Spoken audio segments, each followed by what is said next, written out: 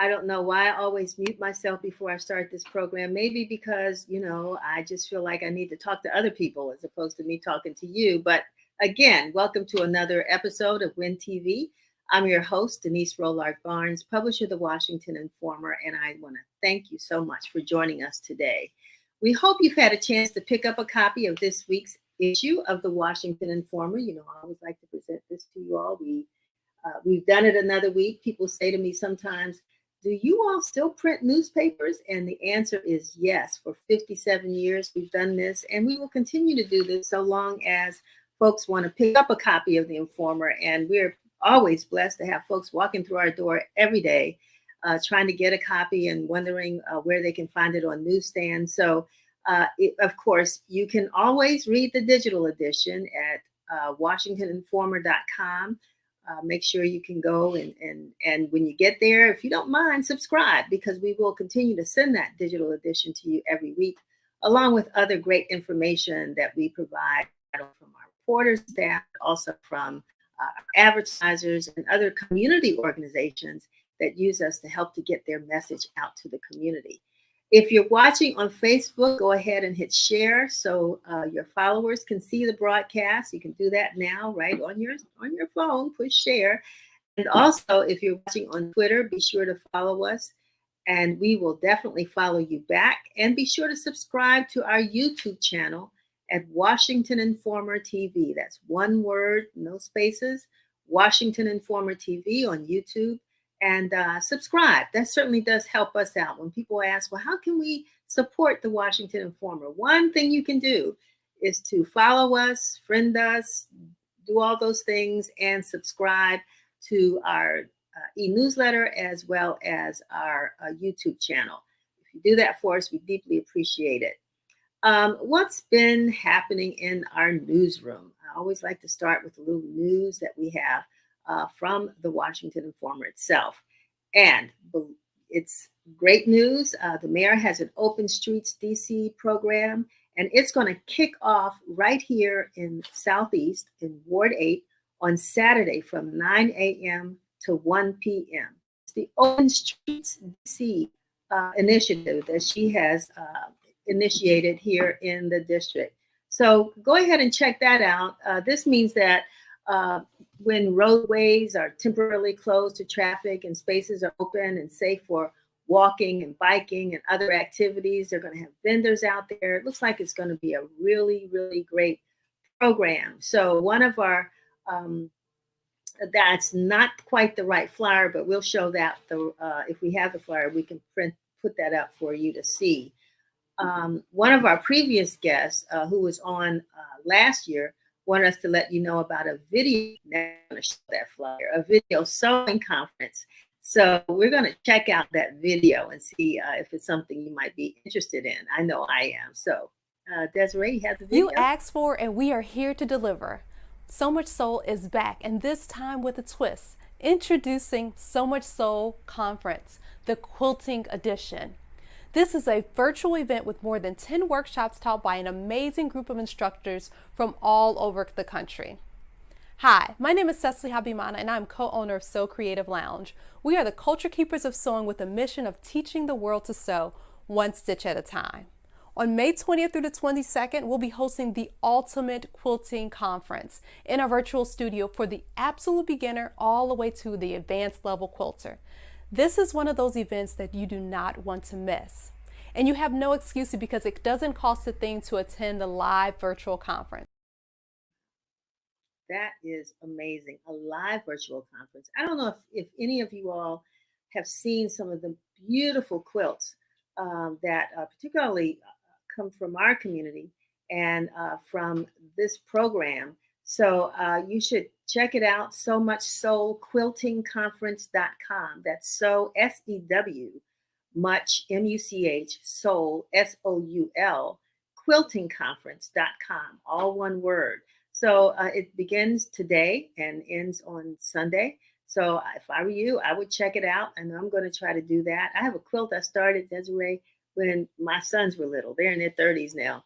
And it was amazing to hear somebody say to me, you don't have to do it all by hand, Denise. You can use a sewing machine. I'm like, really? I didn't think that's the way the folks used to do it.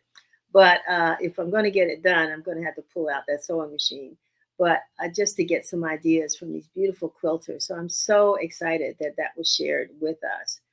Um, we've been hearing this week about the baby formula shortage, and the FDA on Monday blamed it on a distribution problem. The facility who makes the formula, Abbott, voluntarily shut down in February when two babies allegedly died and other babies were sick after being fed the infant formula that Abbott Laboratories produces. So it looks like Abbott now has an agreement and will reopen the facility and start producing more formula. So, okay, some of us did not grow up on baby formula. Our mothers were in the kitchen doing get that evaporated milk and water and molasses or some kind of sweetener, and that worked for us unless they actually nursed us. But the FDA and other health physicians are saying, that's not necessarily safe for babies right now, and that milk is not safe for babies at an early age, and that this formula is formulated to make sure that the baby gets all of the nutrients that they need that they miss by not being breastfed. So it looks like we're going to come out of this at some point. I know that the president has issued, I don't know if it's a mandate or allowing now Abbott to and others to bring baby formulas from other countries into the U.S. to try to deal with this problem. And it's real, folks. It is real. If you go out and ask any mother you see out here on the streets with an infant child, they'll tell you this is real. So it's just amazing. I'm like everybody else. How did we get to this point? How is it that only really one company is responsible for making all the baby formula that babies all over this country essentially need? There's a lot of questions here, and I'm glad those of us in the media are beginning to ask those questions, particularly those of us in neighborhoods like where the Washington Informer is, where if you walk down a grocery store aisle, you're not going to see baby formula anyway, because they keep it locked up in the back of the or behind where the management is. So anybody that wants formula, they have to request it from the store clerk and then wait until they come out. And it seems as though I need to check on this too, because from my observation, you can't just buy formula. You're limited to the number of containers that you can get already. So this issue of what America's dealing with, mothers all across the country, has already been a questionable situation from my observation of what's happening in our communities. So this story has legs. We're going to follow it because, it's just sometimes when we see that mother feeding that child or sharing a Coca-Cola or something with a young child, there may be another reason for that before we start passing judgment. So follow the Washington Informer, because we're going to follow that story. Just as we now want to, of course, extend our condolences to the families who lost loved ones in the reckless tragedy in Buffalo, New York, at the hands of a white supremacist who actually had outlined a whole plan for what he was going to do. 18 years old, mad, angry white kid who had legal access to guns, and used those guns to go in and kill 10 Black people in Buffalo. So again, that's another story we're going to follow, and we have to figure out as a newspaper and as a community, how do we address this issue? As a nation, how do we address it? And so that is a story that also appears in on A1 of the Washington Informer, and one we will follow, because this is not the first time that this has happened. We know we've been dealing with this throughout history, but now it seems like the administration and others are trying to figure out how to address the problem of predominantly white male anger over what they call the replacement theory. Okay, so today we are talking to Alexa Squire, if we can get her on board, who is the Chief Service Officer at Serve DC in the DC government. She'll talk to us about the nominations being accepted for the Mayor's 2022 Spirit of Service Awards. A great program, and we want to get some information on how you can nominate individuals who've done outstanding community service for an award. Wendell Kwan, Executive Director of Congress Heights Main Street Program and Soul of the City Market at the Barn at St. Elizabeth's campus, will discuss some of the products we can buy at the market. We've been talking about farmers markets. It's spring going into summer. We're going to have a lot of those all over the city. We've talked to a couple new markets that are opening, but we wanted to come right back here to the community because it's a great place. I want to talk to Wendell a little bit about that barn, historic barn at St. Elizabeth's, and what is being offered there. Our House newsletter editor, Austin Cooper, will join us as we talk to Greg Jackson, founder of Homeownership Matters, and Alexis White, a homeowner and landlord, about wealth building. And this is really exciting because these are millennials, folks. So we've been doing a series on keeping homes Black owned in DC, and this is the example of the way that's happening. And so we look forward to talking to them. Do we have Curtis? So we don't have Curtis, so we're not going to have our news broadcast today. So we're just going to go ahead and start with the program and see if we can get Alexis Squire in with us. Alexis is not here either. Okay. So that gives us more time to talk about the other topic that we have today. And that's good because, we always run over. So we're going to go ahead. She is here. Okay. Let's see if we can get Alexis on. Alexis, can you hear us? Hi, good afternoon, everyone. Thank you so much, Denise and your team, for having me today. As you mentioned, my name is Alexis Squire, and I have the esteemed honor of serving as the Chief Service Officer in the Mayor's Office on Volunteerism and Partnerships, affectionately known as Serve DC. And we are so excited to be with you today.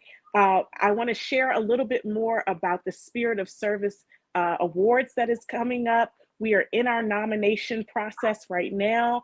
This is really one of the most exciting opportunities for our community members, our neighbors, our community-based organizations and the business community to really just show our appreciation and the value of those who are within our city day in and day out serving our community.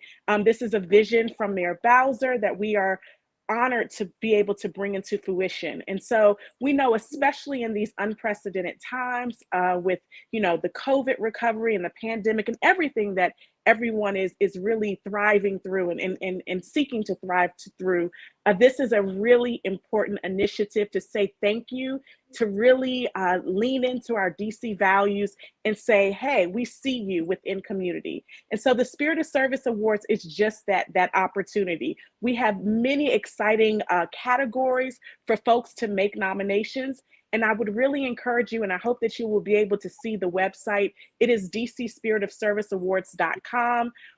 We're celebrating everyone. I think there's a place for everyone, from the Mayor Bowser's DC Hope Award, from the Donor Difference Award for those who are giving of their time and resources, to the Commission's Award on National Service for those of us who serve in those capacities in national service through our AmeriCorps program. We have a Community Impact Award, which would be a great fit for anyone who is showing up in community, through a nonprofit, through a faith-based organization, or just through your efforts. If you're helping neighbors and you're really making a difference within your neighborhoods, please submit someone's name today. This is an exciting time for us.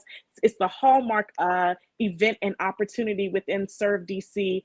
And I just want everyone to be involved. We want to make sure we get as many nominations as possible. We have the hard job, along with our reviewers, to select, one or two out of all of these categories when we know there are so many deserving individuals and organizations within the district that are really helping us, again, to lead the way as we recover and build back better and stronger and more resilient as a community. Please take a moment, visit the website. If you have questions, my team and I are here and able to help you, support you as you submit your nominations, and we will have a fabulous day in community on July the 21st as we really celebrate the winners and the nominees, because there's so much good that is happening within our city. So I would like to thank again Mayor Bowser for her vision and support of this office, but certainly to you, Denise, and your team for all of your service to community for many, many years, and for leading the way and really showing us what our DC values are all about. I would encourage everyone to check out the website and join us on July 21st. We are really excited about how we all serve DC. Thank you so much. Thank you, Alexis. It's a pleasure that you were with us. I know we had a little sound issue, but you got it. That's all we had to do, was just to turn the mic over to you and let you do your thing. So we're so glad that you were with us. And if we can put up the website one more time, Desiree, so that folks can make sure that they are able to make their nominations, and looking forward to the event in July. Thank you so much, Alexis. Thank you for being with us.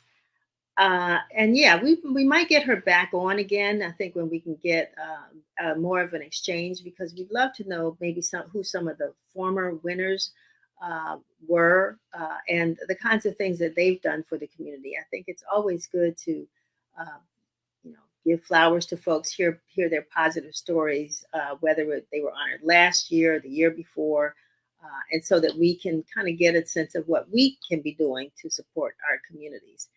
Having said that, now I am honored to bring on Wendell Kwan, and Wendell is the executive director of Congress Heights Main Street Program, the city market at the barn at St. Elizabeth's. Wendell, Kwan, thank you so much for joining us. Thank you. And I wanted to say we really appreciate the work that you're doing in the Washington Informer on how you've been doing community service for over 50 years. So we really appreciate you and the program that you have today. Thanks, Wendell. I'm sorry, I keep calling you keep saying Wendell, but I know Kwan is the preferred reference. But when Alexa said you've been around for many, I'm like, okay, you can stop now with the minutes. But anyhow, it's a blessing. It's all a blessing. So, Kwan, tell me, when people ask you about, Congress Heights Main Streets, first, what do you tell them? And I mean, how do you describe who you all are and what you do? Yeah, the Main Street movement is a national movement, which DC joined about 20 years ago. And Congress Heights Main Street was started in 2016. There are 26 Main Streets across the District of Columbia, only one in Ward 8. There should be 3. We're in Congress Heights. There should be 1 in Bellevue and Anacostia. And the purpose of the Main Street is to improve the commercial corridor. And so we focus on Congress Heights, and the approach is kind of a volunteer community approach with a paid executive director who works with committees, and we focus on economic vitality, design, which is improving the storefronts and helping the businesses do that, and then promotions by doing events to attract people to the corridor. Our signature promotions event is Art All Night, the Soul of the City edition, which we attract about 12,000 people throughout the region to Congress Heights. And so that's kind of our purpose, to give support to the existing businesses. But in our community, we found that there's a lot of pent up demand for Black entrepreneurship. And so we provide opportunities for those entrepreneurs to either pop up on our corridor, and the Soul of the City Market is kind of an offshoot of that effort to increase Black entrepreneurship, at the same time providing healthy and fresh food opportunities for the community. Can you define the area, I guess, particularly along Martin Luther King Avenue, where the Congress Heights Main Street starts? Yeah, so it starts at um, it's been just recently expanded because of the development on St. Elizabeth, but it historically starts at 4th Street and MLK and goes up to Milwaukee Place, and then goes up Alabama all the way to 13th Street, although that's considered a commercial corridor, but it's predominantly residential with one current business on there, which is Lift's Market. But there's tremendous amount of construction going on the St. Elizabeth campus. And so it will cut through 13th Street over to the Homeland Security, the DC Homeland Security building. And so that's going to be the new geographic area. But there are 67 businesses between 4th Street on MLK up to Milwaukee. And so that's our primary focus. You know, as one whose business has been on this block, the 3100 block, for 40 years, 42 years now, I have been able to actually observe the difference that the Main Street program has had on this strip. It's been a pleasure, to be here with you all at the helm. So I just want to personally say thank you for the work that you and your team are doing to make the block look good. We're so busy trying to do what we do inside of our businesses that a lot of times we don't get outside to really, deal with the issues you all are dealing with. So thank you, and tell your team, I said thank you.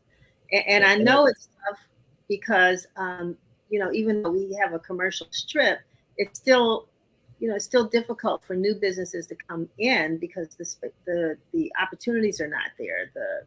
The space, the rental space, or ownership space is not there. So is there a great demand for businesses that want to come to this corridor or to this area? Historically, there are a lot of immigrant businesses currently here. And historically, some of the Black businesses that used to be here, family members haven't wanted to take over, and there's not a lot of lease space available for people to come in. But we've been, over the last 3 years, working with a number of entrepreneurs to get them ready to take over spaces. And the mayor just instituted a program where people could buy their space. And the city really gives them about 35% down to do that. We haven't had any deals close on this corridor, but we're working on two where the business owners were leasing and they're in the process of trying to buy their space. And so the city's been very progressive, particularly with the stimulus money that was supposed to benefit Black communities like ours. And so that's a good initiative that's going on. And so we provide the technical assistance for people to do it, but there's not a lot of, vacant opportunities for people to bring businesses. But we've had 7 businesses open up in the last year and a half that are new to the corridor and kind of add a different mix to the business mix. So. Yeah, well, that's really great. So tell me, how is it that I want to talk about the market and why the St. Elizabeth site was selected and what you all have done in that area to make it sort of a welcoming place, because the barn, everybody knew about that barn. We knew there used to be horses back there. It's a great space, but how did you all select it, and what did you do to transform it? Yeah, well, this came about in discussions with DMPAD, who manages St. Elizabeth from a development perspective. And the community plan and development plan for St. Elizabeth included the barn, which historically at St. Elizabeth included a stable for horses at the time it was built. It was a state-of-the-art stable. And then they also had farming activity on the site while the hospital was open. And so the community plan was to preserve this space for something of a food activity. And so it has 14 stalls in it. The architectural design has been done. The money is in place for the construction of it, but it was delayed because of two other activities, the new hospital that's going in, and also the new men's shelter that's immediately behind it. And so what we did is created last summer a outdoor market in the courtyard of the barn while the interior will be rehab. And so we operate it year round. We put up a tent during the winter months. And so it's designed for 30 makers and farmers. And so we've been running that activity. And one of the positive things that has happened, there was another Ward 8 market. And so we've just entered a partnership with them to join us at the market. And we'll be kicking that off on June 4th for our summer market, which goes from June 4th to September 25th. And so it's very positive that we are coming together to bring more farmers and more makers to the marketplace. No, that sounds really great. You know, I missed a little bit of that, but in addition to the farmers and what you're selling, did we talk about the hours of operation? Yeah, so we operate on Saturdays from 10 a.m. to 3 p.m. And there, you know, when you come, you could expect to see, 30 vendors. We have 3 farmers, African-American group that comes from Eastern Shore, Maryland. They're DC residents, but they farm down on the historically Black Eastern Shore. We have another farmer that is joining us from Pennsylvania. And then we are working with the food bank. And so, historically, a lot of vendors and makers haven't been allowed to participate in other farmer markets across the city. And so we've been building a bench and preparing them from a business standpoint to work in other markets so they can increase their revenue. And so I'm proud that out of our makers, we have 3 of them that are participating in other markets, because our purpose is to really build a business for them. And so one of the new initiatives that we're doing is we're creating Startup 8, which is a incubator that focuses on food and food related activities, so that we can take some of our caterers who cater out of their home, cottage food businesses, and organize them in a way where they can get brick and mortar or participate in the robust farmers market, because a lot of these people, generate in revenue, on from Thursday through Sunday, anywhere from $10,000 to $15,000 a week. And so we're trying to get some of our entrepreneurs involved in that, in addition to being a community resource where people can locally buy fresh grown products. And we've been sensitive to making sure that the products are what we call culturally competent, because we know that we're in a community of 93% African American. And so there are certain things that we like to eat, but we also have demonstrations of different chefs to expose people to other products. So you mentioned Quan, the number of African Americans, but this community has a lot of young people. So right. Is there a way you've been able to incorporate things that would attract younger folks to come over? Are they coming? What high school, people under the age of say 21? Yeah, and that's what we're going to start a kind of a Thursday activity for that purpose. We've done different family-oriented activities. We've had music at the market and different activities, but we haven't, as of yet, been able to, attract the young people. But that's one of the things that we're working on. One of the farmers is going to hire, two young people to work with them to train them. But at the same time, in terms of the outreach effort, and so we haven't been able to crack that code yet to bring them, but we're trying a variety of activities and outreach to attract them to the market. And also with the products that we sell, we have a number of notable custom clothing makers who make streetwear. So we've been trying to work with that. And we've had another activity. They're building Parcel 15, which is near the sports arena. And so there's a program that the developers at Parcel 15 is doing, which we're about to select people. It's going to be an interim retail village for 6 makers and nice. 3 food businesses.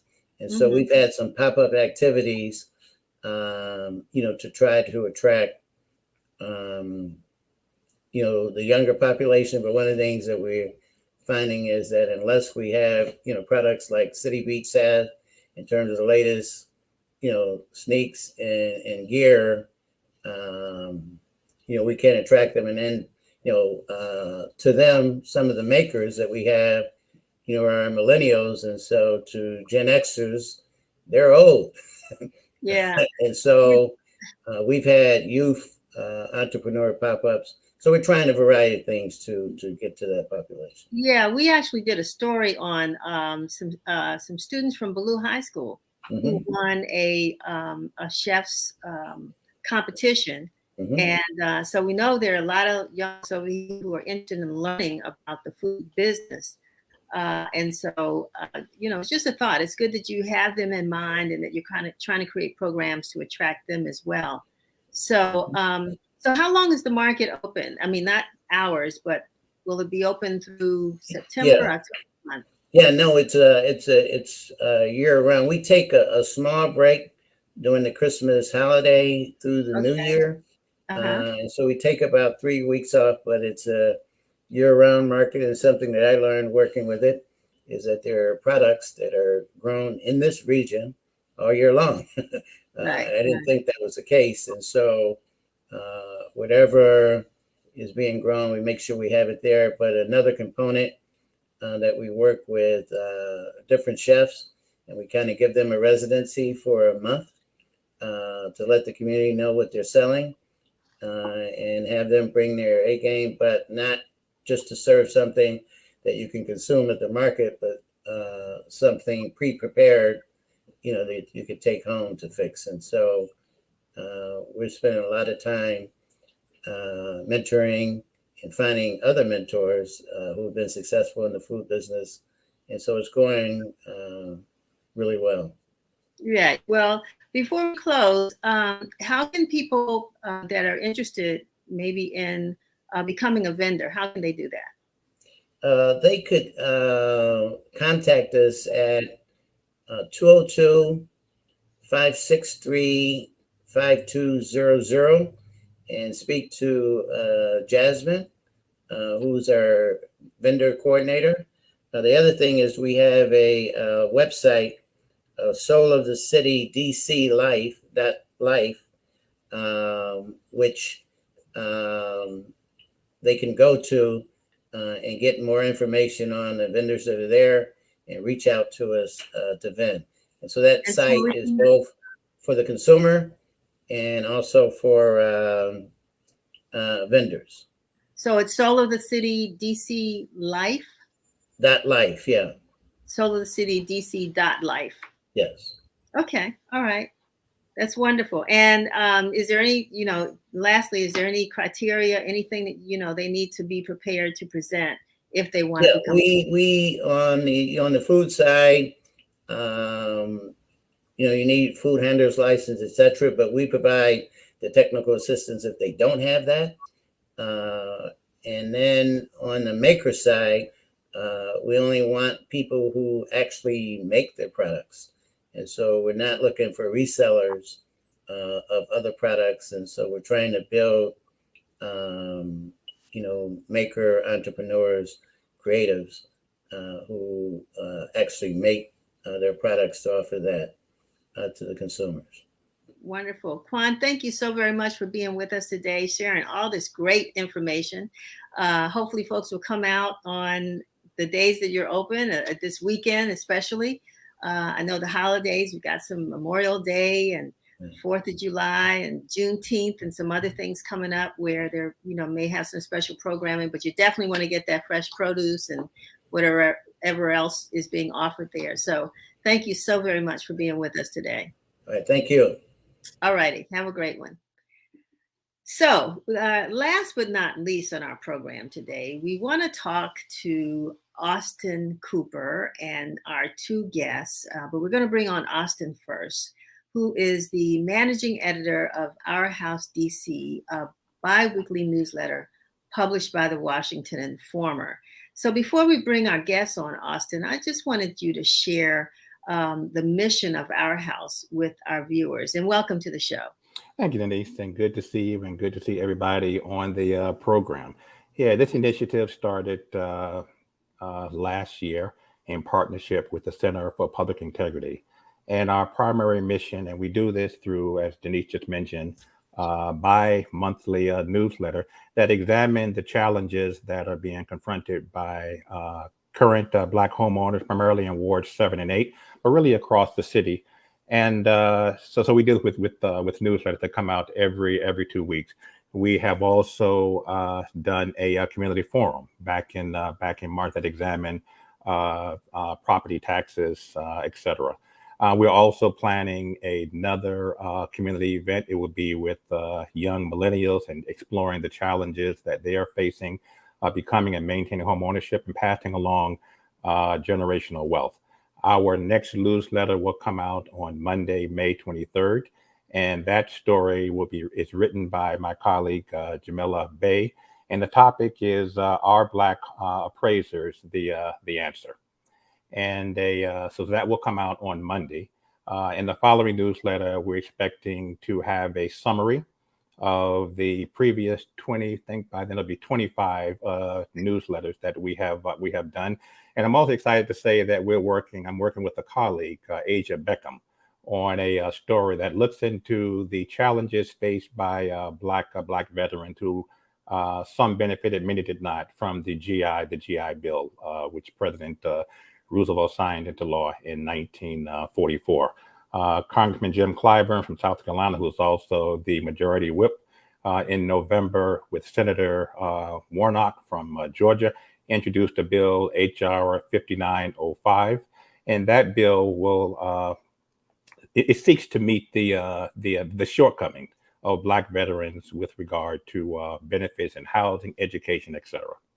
So everything that Our House does really is focused on building and sustaining generational wealth. I know that a lot of the folks that you've interviewed always talk about, how do we build, or the need to build generational wealth.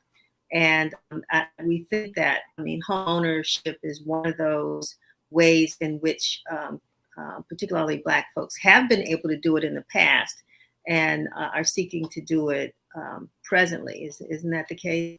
That is the case. And, Denise, when you talk to older folk like me, folks like my mom, you ask them, what is generational wealth? We talked to Ambassador Andrew Young. We talked to HD Secretary Fudge a couple of months ago. And without exception, with older Americans, we have found that our parents, grandparents, really did not have a definition of generational wealth. It's very simple. We want to buy a home and we want to pass on this home to our children and to our grandchildren. And the definition for many young people, such as the young people who are about to get on the show, it is exactly that, but it's more. It is, it includes, buying stocks and bonds and other avenues of building wealth. Well, life insurance falls into that as well. Absolutely. Yeah, estate planning and all that. But I just wanted to give a little background on what you've been doing and the Our House newsletter. But I'm really excited to bring on as well Greg Jackson, founder of Ownership Matters, and Alexis White. Hope she's with us, a homeowner and investor in properties in the DC area. Welcome to WIN TV, both of you. Greg, can you unmute yourself? Yes, I'm here. Hey, thanks for having us. No, our pleasure, our pleasure. And Greg, I want to start with you first. When and why did you form Ownership Matters? Well, it actually started with a group of my friends. There's about 20 of us who have been living in DC for a while. All were making good income and good salaries. But we realized due to the cost of living and the cost of eating and drinking and being in DC that we weren't saving any money. We weren't building any real wealth. And while we were salary rich, we were wealth poor. And so we decided to figure out how we can change that. And we looked at our number one budget item or budget cost, and that was living. And so the 20 of us decided to each buy a home and figure out how we can build wealth there. That we were in our late 20s at the time. And 18 of the 20 bought homes. But we also realized we didn't have a lot of support. You know, most of our families had bought homes in a whole different era, if at all. And so a lot of us were just trying to figure it out. And so as a group, we kind of learned from each other's mistakes, supported each other. And then once we got the keys, which we were excited about, we realized there was a whole new world of challenges, whether that was figuring out how to rent, what this impact it has on your taxes, how to maintain your home, how to build equity. What is equity? All these questions rose, and we kind of worked together as young Black men to try to figure it out together and learn. And we learned a lot, but we also realized that it's important that we share that wealth. And so we started to add friends to the network, and it went from 19 folks to 40 folks to 50 folks. And now there's over 1,200 young Black homeowners in the DMV area that are all part of one network, supporting each other with referrals and lessons learned and helping new homeowners that join the network kind of navigate through this process to be successful homeowners and hopefully own additional properties. Yeah, I want to get to Alexis, but you know, this is a story we don't hear. All we hear.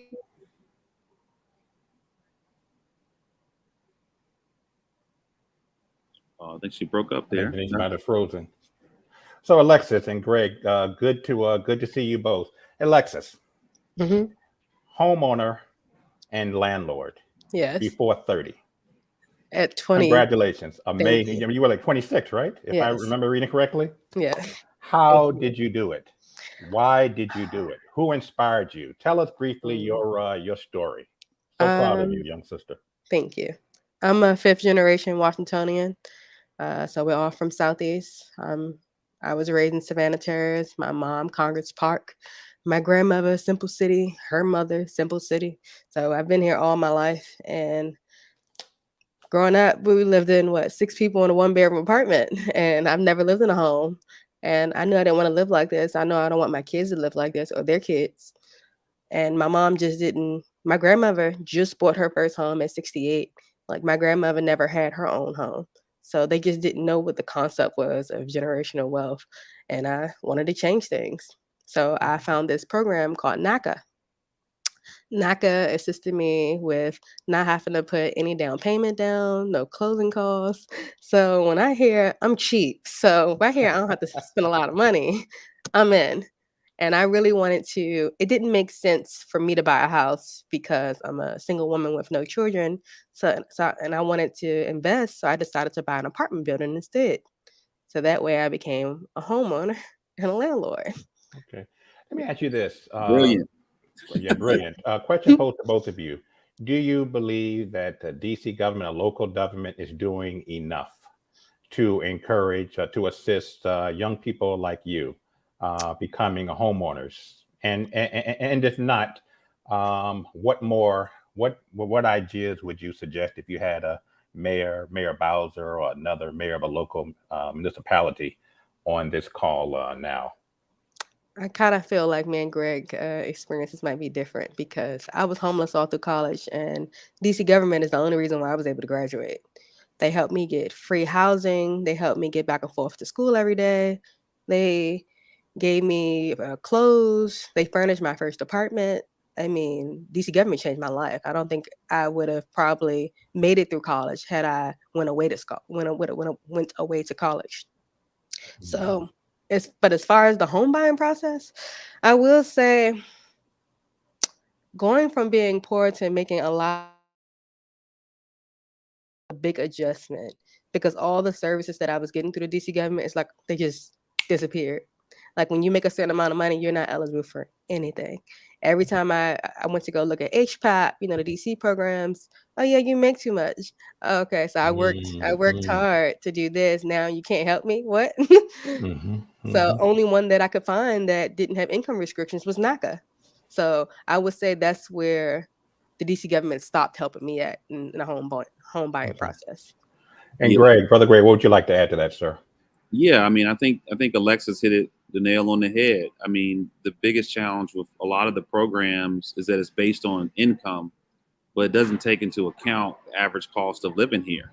And so someone who's making $70,000, yes, that would be very wealthy in most situations. But if you're just renting, you're struggling in many parts of the city. And the accessibility to affordable housing is so slim, and there's so much competition for that housing that it's unrealistic for someone who is making less than six figures to even have those opportunities. And so you literally have, I would argue, the majority of DC residents who are young professionals, they may be making 70, 80, $90,000. But when you look at the money they're putting into their savings each month, it matches a lot of lower income individuals in other cities. And so the biggest challenge, I think, is that DC has been naive to the reality of living in this city and the cost of what it takes to live in this city and in this district.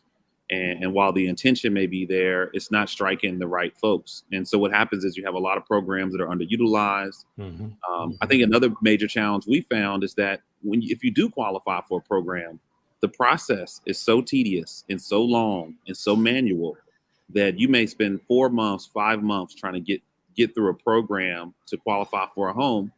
And we know how this market is. By then, every home you looked at has been sold. I mean, the average home is being sold within a week or 2 weeks in Washington. So you have to, how can you have a 4-month, process to get to the resources, knowing that the appreciation of homes is skyrocketing? I'll just share one more thing.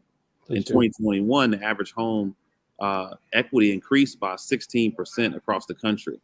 So if you're giving me $2,000 and you're asking me, or $10,000 even, and you're asking me to wait 6 months to get it, the home that I'm looking at, if it's still available, has appreciated nearly double that. So it's cheaper for some folks to forfeit the program and just try to get in there off their own dime. And I think those are two unique realities to DC that I think the programs haven't quite met, specifically on home ownership programs, not government as a whole.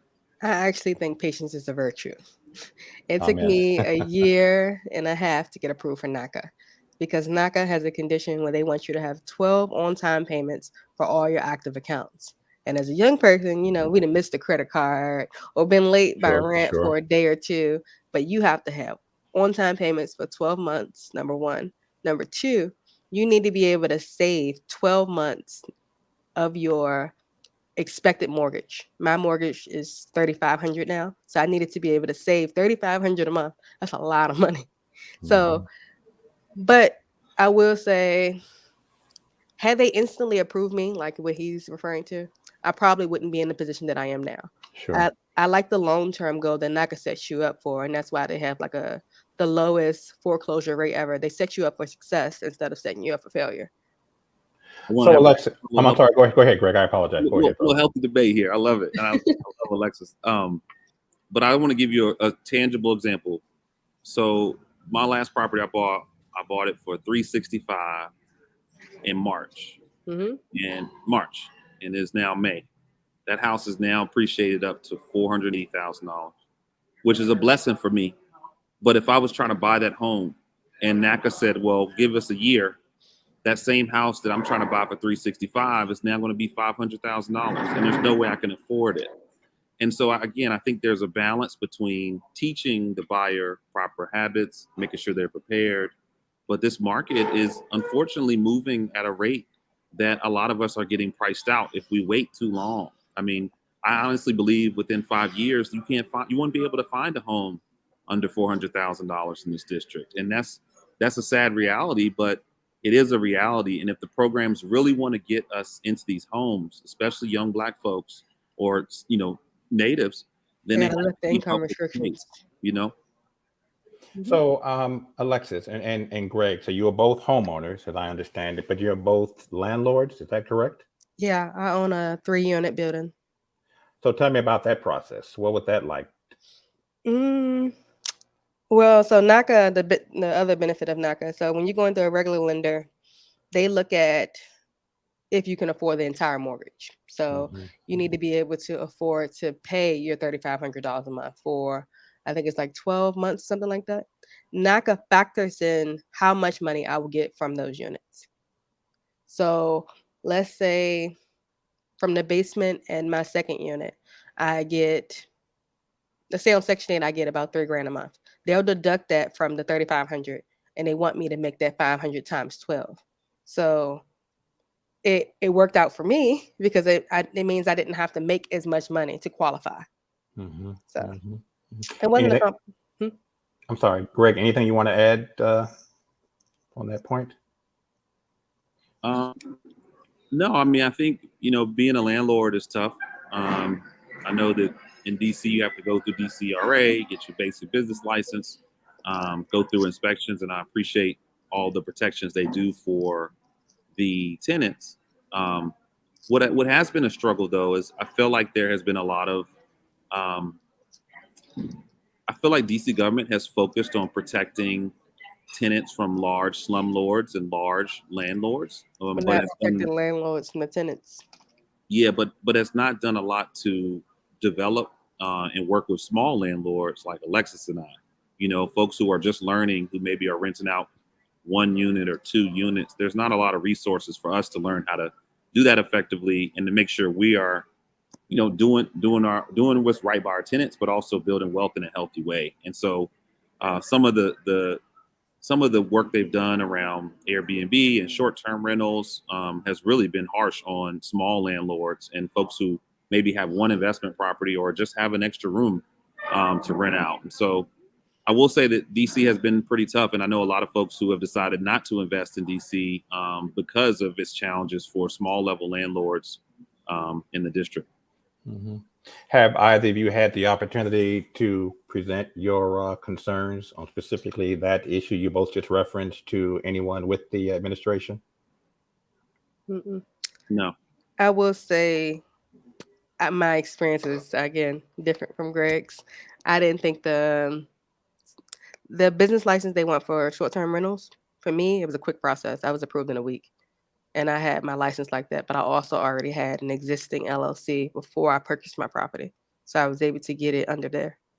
So Okay. Ownership matters. Are there any, do you have chapters across the United States? Are you aware, Greg, of any other similar chapters doing the good work that you're doing? Yeah, so it was interesting during the pandemic, everything was digital. And while ownership matters, it's really just a network of mhm. homeowners in DC and the DMV area. But we did get on the Clubhouse, which is another social media app, and just start talking about our lessons, what we've learned, and some of the challenges. And that blew up.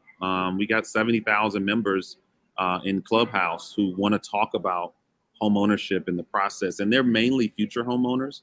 But it was amazing to see how different the experiences were in different cities across the country, but also how similar young folks like Alexis and I are in our journeys, that we all are trying to build wealth for the first time for our families.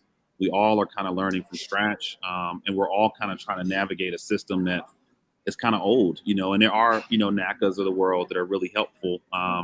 But at the local level, it's kind of just NACA. I mean, I think that's like one of the biggest programs we hear about everywhere. Mhm. And I don't think NACA is like a DC government thing. I think it's a federal entity. It, And so, it's not a federal entity, but it's a U.S. wide program. right. Yep. And so, so it's interesting to see how people were kind of navigating through it and fighting it. Most of our folks are most of our followers from Clubhouse are in the Atlanta area, LA, and Houston. And then obviously we have our DMV community here. Okay, well, great. So, Greg, tell us a bit about the Community Justice Action Fund and the work you are doing to reduce gun violence, please. Oh yeah, that's a little bit of an aside, but Yeah. that's what I do. I'm the executive director for a nonprofit that works on addressing gun violence in Black communities. I'm actually in Buffalo right now, helping with the response to the terrible mass shooting this past Saturday. But a lot of what we do is helping build community amongst survivors and activists that have been impacted or fighting to change this issue. We also do a lot of work advancing policy, specifically investments in victim services and programs that can help those who have been harmed by gun violence. And then we also do a lot of work to push back on how the media sees our community. I think a huge challenge with gun violence is that the media only portrays it as a crime problem, when in reality, only 30% of homicides in the Black community are connected to another felony. So it's not necessarily gangs, it's not necessarily drugs. What's happening to us is a public health crisis that's very complex, just like any other community. And so we're trying to shift the narrative and get our politicians and our public opinion to see this as more than a crime problem, so that they can start investing in strategies that reduce violence beyond policing, incarceration, and law enforcement. So that's a little bit about what I do. And it's been interesting because we've seen these two worlds combine. A lot of homeowners are now very concerned about violence in their community. And a lot of people who are impacted by gun violence are the folks I think should be the next generation of homeowners. And so hoping to bridge these two communities and help our people as a whole grow our wealth and be healthier. Greg, Alexis, when you hear about this, this almost seems like every day, gun violence impacting our community. Do you ever get, discouraged? Do you ever feel, hopeless? No, I grew up in it. I told you I'm from Savannah Terrace, so I grew up. I don't know, really young. I learned there's nothing on the corner for me. I don't need to sit outside. Mm-hmm. So I stayed in the house a lot, because if there's no money for me to be made, if there's no profit out there for me to get, I'm not going outside. It's unfortunate that we can't just sit on our corner and not be in risk of being shot, but that it's the world we live in. And I'm not about to die because I'm at the wrong place at the wrong time. Sure. So unless I'm going somewhere, I don't just hang outside. Mm-hmm. Mm-hmm. I think you got to be aware of the climate that we live in. Greg, what's it like being in Buffalo? Less than, I guess tomorrow will make a week since the tragedy. It's hard. I mean, you had 10 individuals who were shot and killed, and I think a lot of us, unfortunately, we're used to violence and we've seen it in our community. But I don't know if we've ever seen someone come in just off of hate. And kill grandmothers. I think that's the scariest part is, we watch elders, being slain. And being here, it's a small community. It's a lot like Southeast DC.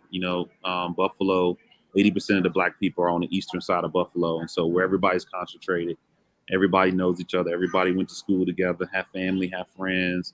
And for 10 people to be murdered, elders, I mean, every other person you meet is a cousin, a neighbor, went to church, went to school. That was my teacher. That was my, security guard.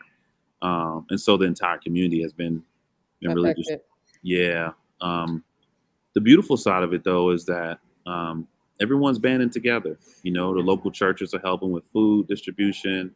The local urban league is helping find therapists from all over the country to work with folks. The local NAACP is helping with the victims and giving resources. The other stores in the area are donating food and helping the employees from the grocery store that was shot up.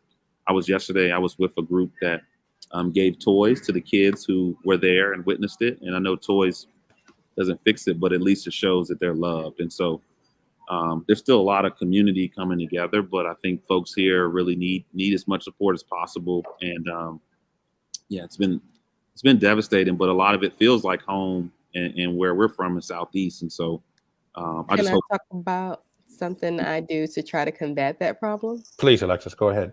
So what I do, I meet a lot of young people. So I help a lot of new graduates, so Black people, people of color, get jobs. So I own a resume and career business. So I'll fix their resumes, I'll prep them for interviews, and I help them land jobs. I found that a huge reason why a lot of these guys and the girls hit the streets because they can't find a job. I can't tell you how many people of color reach out to me with degrees making minimum wage. Or I'm like, okay, well, what salary range do you want? Oh, 40,000. 40,000. So you went to college 4 years to come out not being able to make enough to pay back your debt? No, that's not going to work. So I helped them get into positions that provides them a livable wage in DC. Livable is, unfortunately, it's just not 40,000.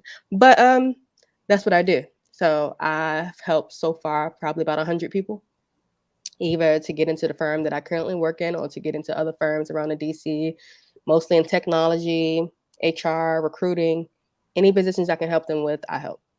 So that's how I try to, I don't know, I just feel like you can look at it from the other side, the negative side, and how do we address this issue, or we can try to stop it from even beginning. I had one guy I helped.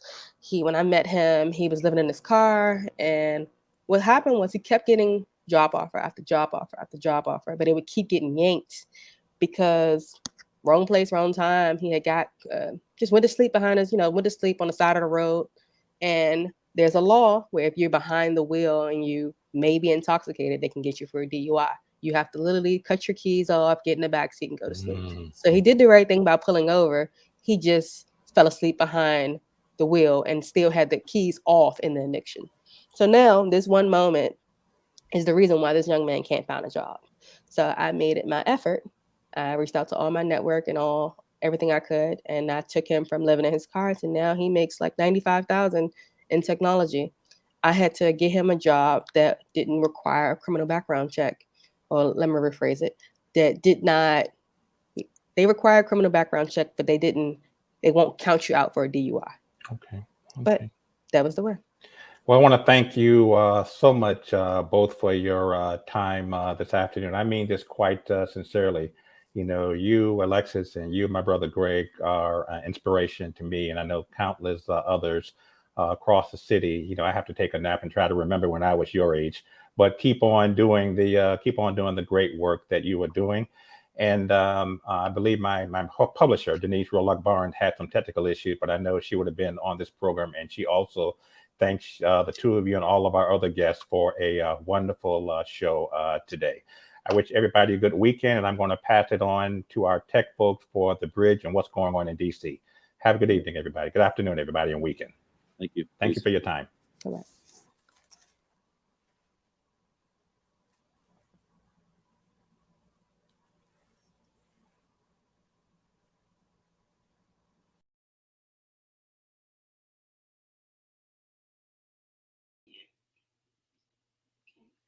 Looks like I'm back. We are having the worst time over here with some technical problems. And I want to thank Desiree. I definitely want to thank Austin and our two last guests. I think their comments were so extraordinary. And, we don't get a chance often to hear from young people or younger people about, how they are handling this home ownership voyage or journey, I should say. So I'm quite proud of both of them. We want to hear some more about them. And of course, Asia Beckham did a story in last week's issue of the Washington Informer on the organization. And can you believe it? Over 100 of them actually purchased homes. So who knew? But, we're glad that they are. I don't know if we had a chance to hear, where the neighborhoods are that were most amenable to their ability to purchase, or if they're all over the city. So whatever the case may be, we congratulate them. We wish them the best. And I want to thank you all for being with us today. So that brings us to the end of Win TV. As Austin said, we're going to turn it over to the bridge and what's going on DC with the Media Prince. We'll see you next week. Same time, same place, less issues. Have a great weekend and stay cool. It's going to be hot out there. Guys, it's May 20th. You know what that means. It's DMV greatness time on this epic Friday. Cue the intro. We bring you culture and taste, art, and entertainment. We bring you history and politics. And we got all things DC. I even got you covered, Maryland and Virginia. Welcome to What's Going On, DC. Welcome back. I'm your boy, the Media Prince. Let's dive right in. In politics, Governor Hogan signs more than 100 bipartisan bills into law, including more jobs for Maryland's Act. Mayor Bowser is bridging DC's digital divide. Take a look. One of the ways we're going to do more is through our new community intranet program that will give any internet service provider free access to the roofs of district-owned buildings if they commit to participating in President Biden's Affordable Connectivity Program. And under this program, low-income DC residents can sign up for free access to the internet. And the program starts today. Let's move on to general news.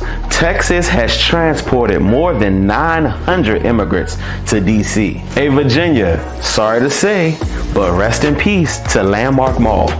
10 years ago this week, we lost the go-go legend Chuck Brown. Rest in power, and thank you for everything. Oh, yes, I do. Okay.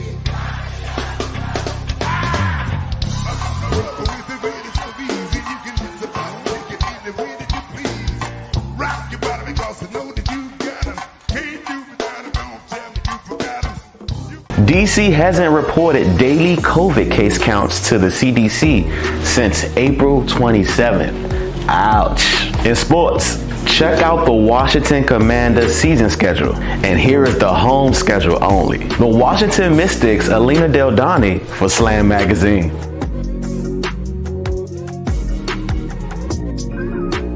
DMV's own Kevin Durant explains what makes the best player in the NBA, and that top 10 lists are disrespectful. Take a look at the tweets. Let's make them big, shall we?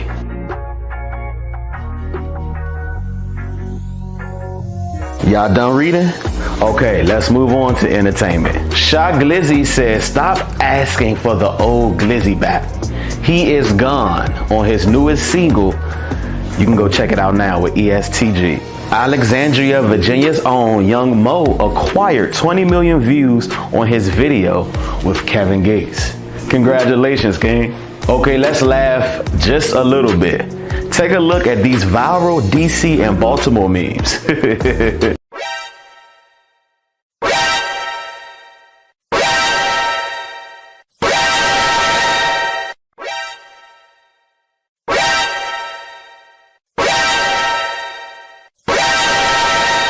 Let's keep the laughs going with Martin Amini, an epic comedian from the DMV. I love DC. I love growing up. I grew up Silver Spring, 15 minutes away.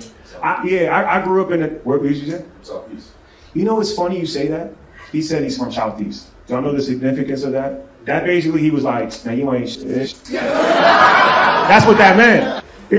Thing about DC people, you're never DC enough for them. Like, they always try to out DC you. Like, one time I was doing a show, this is a true story, in like 2014, I'm like, yeah man, I grew up in Section 8 housing in Silver Spring. Some dude in the audience was like, that ain't shit. I'm from Southeast, Berry Farms. I'm like, you got it. Like, I'm not gonna out struggle you, you know what I mean?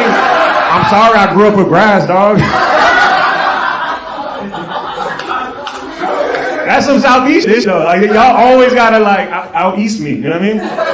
Kalani is going on tour, and our girl, DMV's own, Rico Nasty, will be going with her. Hey! Also, check out Dave Chappelle's new Netflix series called Home Team, featuring Earthquake's Legendary. Hey, you gonna be laughing like a mud, yo. Let's end things off with what's happening around town. Mochella's 3-year anniversary is this weekend. Turn up with them at the Howard Theater. FedEx Field is having an open house this weekend. Meet some of the players, alumni players, and more. Open Streets will also be taking place this weekend right here on MLK from 9 a.m. to 1 p.m. Morgan State University will be honoring Colin Kaepernick tomorrow at the Spring 2022 commencement ceremony. Lord, it is a lot happening this weekend. Hey, Baltimore, I didn't leave y'all out. Preakness Live is here, curated by Kevin Lyles. Check out performances from D Nice, Megan Thee Stallion, Quicksilver, Lauryn Hill, and more. Lastly, Something in the Water is hiring our own people, DC. That's right, that means you. For more details, click the link below in our description. Well, we are out. We love you for watching. See ya.